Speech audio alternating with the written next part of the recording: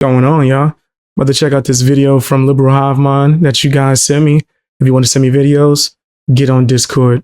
We active on there, man. We active. Nah, real talk. I'm trying to step up Discord, guys. I want everybody to be on there so we could be able to like chop it up, hang out, and even do other streams where we're not doing it on YouTube or Twitch or whatever. And it's the best way to suggest things to me because as y'all see, I'm looking through there. All right, we're about to check out this video. And I think it's about the NYPD rebelling against Mamdani. You say this person's name, Mamdani.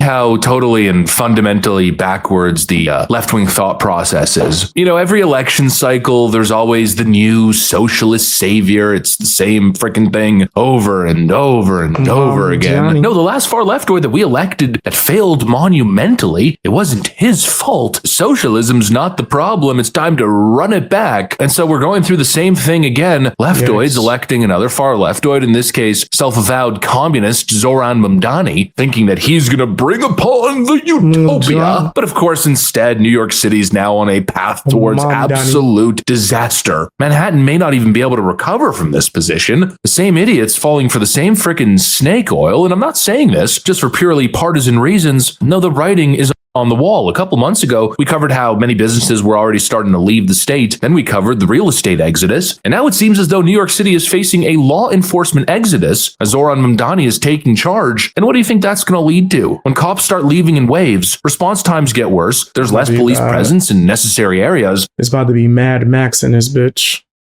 It's about to be crazy. And that opens the door for the same kind of rise in crime that we saw during post-COVID. In other words, Democrat voters are once again running it back, expecting different results. They've elected another colossal frickin' moron who's making the same mistakes as the last guy. And for some reason, they've convinced themselves that they're about to usher in the most equitable and positive outcomes ever seen in New York City. It's absolute insanity, folks. Let me show you guys exactly what's going on. We got some stuff to get into, so let's roll the tape. Okay, so I got one message to New Yorkers. Leave while you still can. If you think public safety was an issue during COVID, well, it's about to get a whole lot worse. You were the chief of department, so you ran day-to-day operations.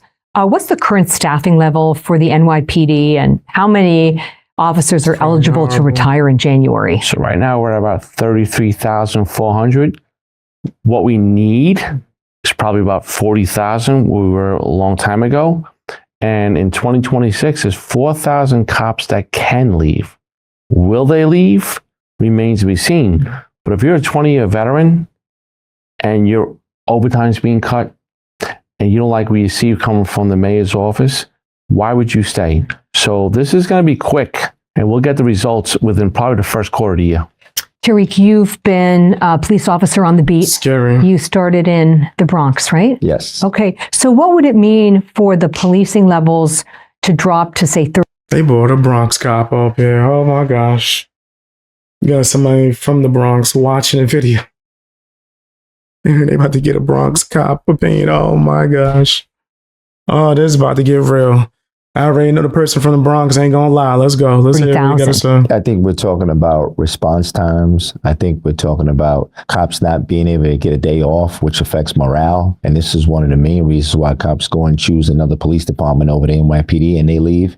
And ultimately, those things make communities less safe. So this really is a public safety issue. Absolutely. A mass exodus at the NYPD has now begun. And of course, the left is pretending as if it's not a big deal. You know, they seem to be suggesting as if losing officers is a small issue. And, you know, I've seen people compare it online to the corporate world. In some cases, you've got companies that engage in mass firing and then things move forward, you know, relatively unimpeded or unaffected. But this is not the same. This is not a mild inconvenience. It's not a small speed bump that you could just hire yourself through. No, the NYPD is about to lose a lot of experienced bodies. People who have institutional and on-the-ground knowledge. And when you take a massive hit like this, things can very easily start spiraling out of control. And you know, the whole comparison to losing office workers, it's actually a really bad example because even in the corporate world, firing somebody is not a small thing. In most cases, it's actually beneficial to keep a subpar worker than it is to fire them and replace them. It costs so much money to replace an employee. You got to deal with the HR and recruitment process. You got to find the right person. You might not end up finding the right person. Then you got to train them, hope that they're going to start meeting the requirements. It's expensive when it works out, and it's absolutely disastrous and extremely expensive when it doesn't. Well, what do you think is going to happen if all of a sudden police presence tanks considerably in the city? You are going to see a massive spike in crime. You know, the public will be following the story. They'll probably notice the lack of police presence, but you know who's going to notice that faster? The criminals. And we have very recent experience with this. Look at what just happened after the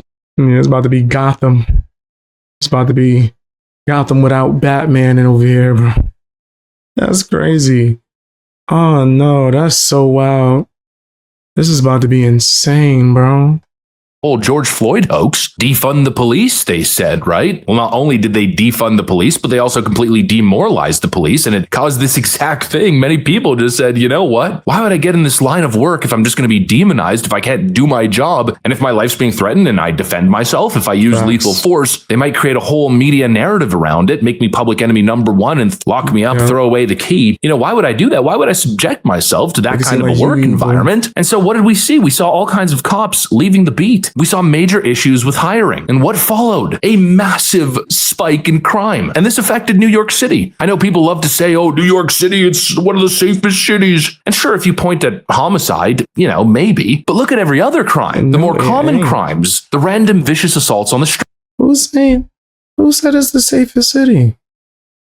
Them niggas is lying. What?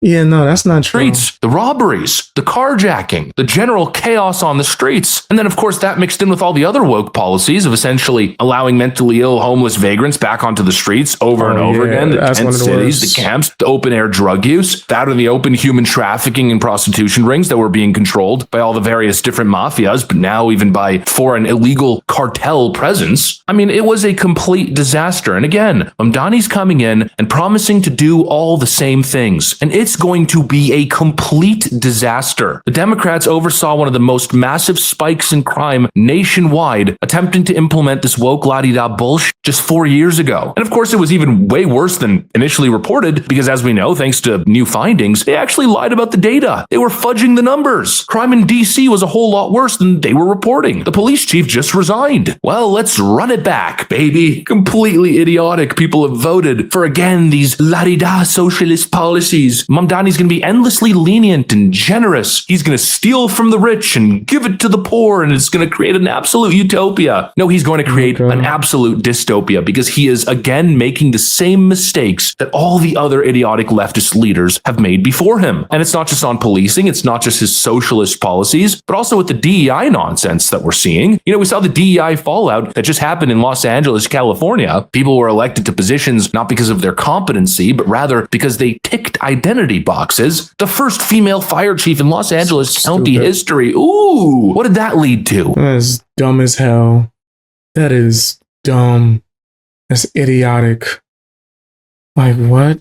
Hire people based on their skill. All this focus on administrative virtue signaling, fire hydrants that didn't work, water reserves that were empty, no preparation for the fire season, and a disgustingly incompetent response. DEI hiring does not work. But now, if you've been following what's been going on in New York City, it's nothing but DEI hiring. Elon Musk feels that Mamdani's choice for fire commissioner puts lives at risk, writing, "People will die because of this. Proven experience matters when lives are at stake."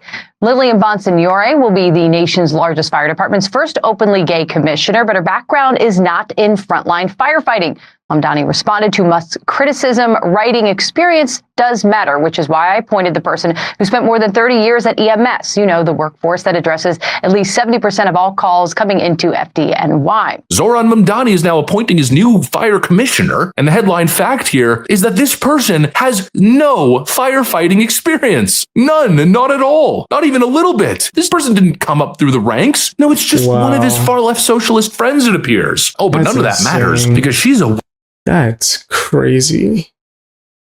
Like, what are we doing? This is trying to set us up. like the citizens. Woke butch lesbian. What could possibly go wrong? Well, I don't know. Maybe everything. A lot. This approach to public safety, this approach to picking A your lot. cabinet and leadership positions, it's a disaster. And just like DEI went off the rails in California, it's likely to go off the rails here as well. Job experience matters. Competence matters. You got to pick people based on their background, based on their resume. But in this case, it's all about the optics. It's all about checking the boxes. And Mamdani thinks this time it's going to work. This time, because he's in charge, it's going to be different. I don't know, folks. This seems like the Titanic hurling directly towards that iceberg. And that's why I keep saying New York City may never recover. It's not just one bad policy. It's not just one little mistake. It's a pattern of electing the same I'm not lying. He's not lying at all. It's pretty bad, bro. Like, it's just, it don't seem like it's going to get better either. monumental morons to enact the same failed policies, falling for the same snake oil slogans and virtue signaling nonsense. And I think the fallout is going to be swift and almost immediate. 2026 is going to be a complete disaster for New York City. The policies won't work. He's not getting the tax increases that he wants. Businesses are leaving. Public safety will collapse. He seems to be working tirelessly to protect the illegals, the cartels, the human smuggling and trafficking rings. There is just in no way New York City becomes a safer, more productive place. No, the only places that are going to benefit are the right-wing states that are going to be absorbing the refugees. And yes, I know, in comes all the comments, the flood of comments, but the traffic, and no, we don't want the New Yorkers. We don't want their woke policies here. To which I can relate to a certain extent, especially relating to real estate costs and definitely the traffic. I don't have their woke policies. I know I'm trying to get the fuck out of Dodge.